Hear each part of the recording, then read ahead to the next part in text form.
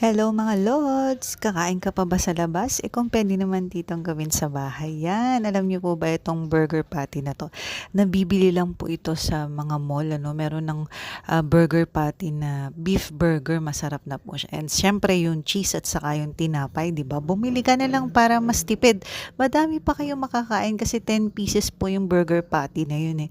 Tapos yung cheese, madami din po siya. And etong pesto actually po, napakadali lang yan.